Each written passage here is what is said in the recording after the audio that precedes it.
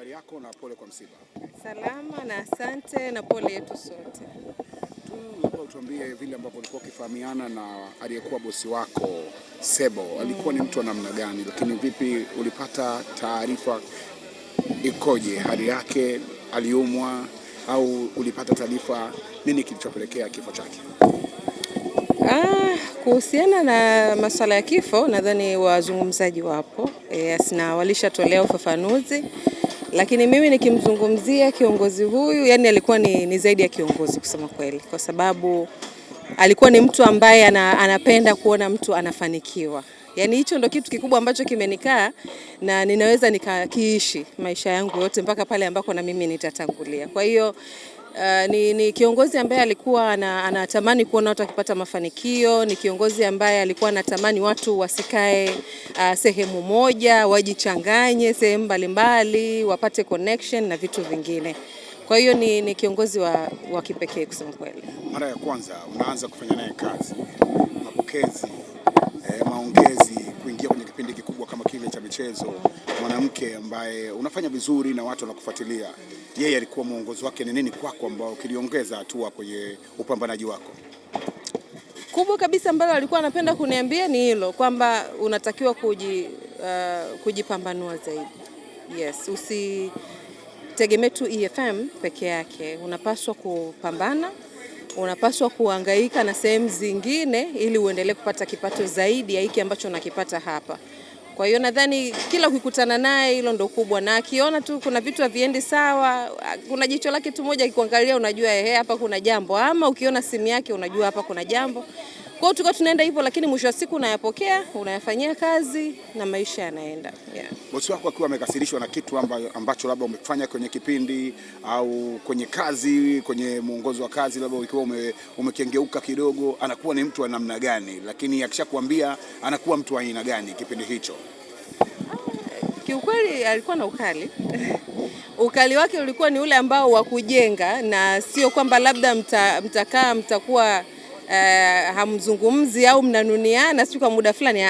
Yani ni muda ule ambao anakuelekeza kuhusiana na kitu hicho ambacho umekifanya labda kwa makosa, atasema kwa ukali of course, lakini kwa sababu tayari tulishamzoea na ilikuwa ni njia mojawapo ambayo ilikuwa inatunyoosha kusema kweli. Kwa hiyo sisi tulikuwa tunaichukulia positive, na tulikuwa tunafanyia kazi vitu vingi sana ambavyo alikuwa kituambia. Kwa hiyo haikuwa changamoto. Kipi ambacho labda sisi hatukijui, ambao tuko nje ya mchezo au nje ya ofisi ambayo unafanya wewe unakifahamu, unatamani ushare na watu wajue kwamba alikuwa ni kiongozi wa namna gani, wajue kile ambacho labda unatamani wangekijua kabla ya kifo chake? Zaidi ni rafiki. Yani hivyo kwamba hata kwa mfano huko kazini umekaa anakuuliza uko free, yani hivyo, yani ilikuwa ni watu wengi sana anapenda kuambia hivyo, na hata akiwakuta mko as a group kama mko free twendeni, kwa sababu alikuwa na sehemu yake, kulikuwa na G-Sport alafu ikamishiwa huku 777 kule nyuma, 777 kule Lugalo, Silver Pipe Club Silver Pipe. Kwa hiyo ni vitu ambavyo alikuwa anapenda sana, yani anapenda furaha, anapenda watu wa enjoy, anapenda yani hivyo, yani mkutane, mpendane. Kwani kiukweli hata kwenye vikao vyake mara nyingi alikuwa anahusia sana hivyo, kwamba mpendane, muishi kwa upendo, kwa kushikamana, pale ambako unaelekezwa usimchukie mtu, mpokee, yani hivyo. Kwa hiyo alikuwa ni mtu wa vibe muda wote. Ukitoa uongozi wake kama kiongozi wetu pale EFM, alikuwa ni zaidi ya rafiki kusema kweli. Mara mwisho umezungumza nini na marehemu? Natamani kufahamu, hata kama mlizungumza kwa simu, kitu gani ambacho mlizungumza? Kwa kuzungumza kwenye simu ni muda kidogo, lakini mara mwisho ilikuwa ni kwenye kikao. Hicho ndo kitu ambacho nakumbuka. Vikao vyetu ambavyo tunavifanya kila Jumanne. Kauli yake ya mwisho kwako, kitu ambacho alikwambia kilikuwa nini ambacho nakikumbuka cha mwisho kabisa? Ya mwisho nadhani ni mabadiliko ya kipindi. Na hiyo tulizungumza as a team namna ambavyo tunaweza tukafanya mabadiliko kwenye kipindi ili kuwafikia watu wengi zaidi na michezo mbalimbali. Hicho ndo ambacho nakikumbuka. Hiyo ilikuwa ni lini labda? Hiyo ilikuwa ni muda kidogo. Kwa hiyo baada ya hapo hujasikia chochote mpaka umauti ulipofika? Hapana. Yalifanyika hayo mabadiliko ambayo labda alikuwa anayataka? Yalifanyika. unaona mchango wake uko kiasi gani baada ya kubadilika? Mkubwa. Mkubwa sana. Yani kikweli ni mkubwa kwa sababu yani hata yeye mwenyewe pia ni mwanamichezo, na kwa kauli yake mwenyewe anasema miongoni mwa vipindi ambavyo anavisikiliza sana na kuvifuatilia, na ndio maana hata ilikuwa mistake kidogo tu anawapigia simu, wewe na timu yako hivi na hivi na hivyo. Kwa hiyo yani ilikuwa ni mtu ambaye anatufuatilia sana, ni mtu ambaye alikuwa anapenda michezo, ni mtu ambaye alikuwa anapenda michezo tofauti mbali na football. Kwa hiyo akiona nyinyi Simba na Yanga tu, Simba na Yanga kila siku, kwani hakuna michezo mingine? Hakuna golf, hakuna cricket, hakuna hiki, basi mwisho wa siku naenda kwenye mstari ambao yeye anataka, mwisho wa siku ni kujenga. Sebo anafahamika kama mtu wa misimamo sana.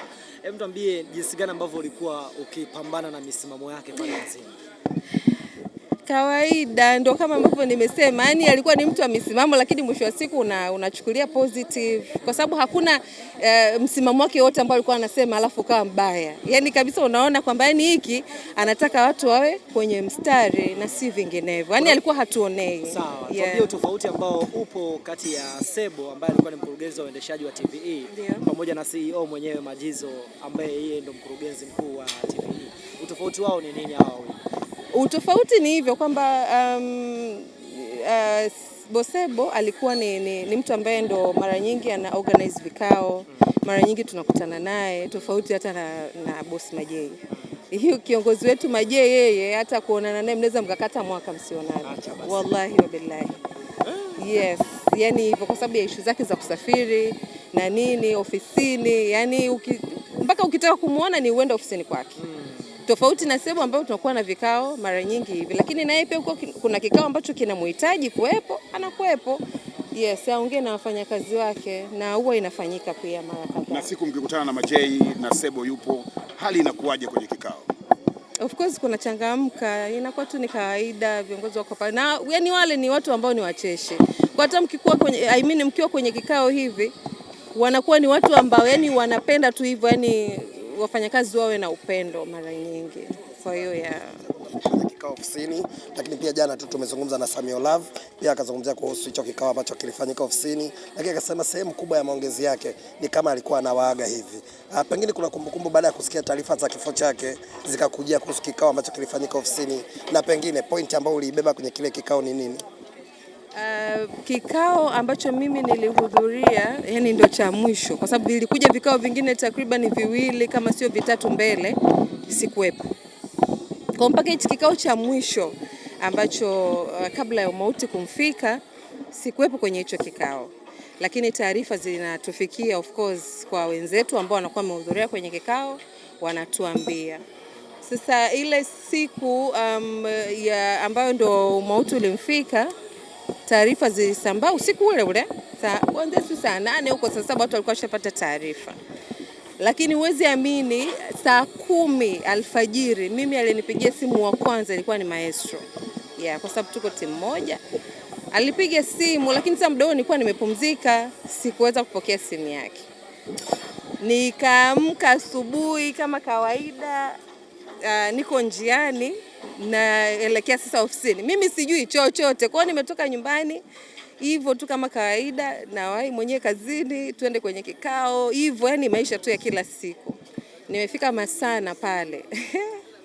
Ndo tuko kwenye foleni, nashika simu sasa kuangalia, ndo nakutana na hiyo taarifa. Ndo nikasema okay, kumbe ndo ile miss call ambayo nilikuta ya Maestro, kumbe ndio sababu hii alitaka kunipa taarifa labda. Kwa hiyo ndo hapo nikaanza kuangalia ndo nikaona hiyo taarifa, yani kiukweli sikuamini. Pole sana. Nasema tu nifike ofisini kwanza ndo nijue kinachoendelea. Pole sana na tukutakie pole tena. Asante, shukrani. Pole kwetu sote. Asante.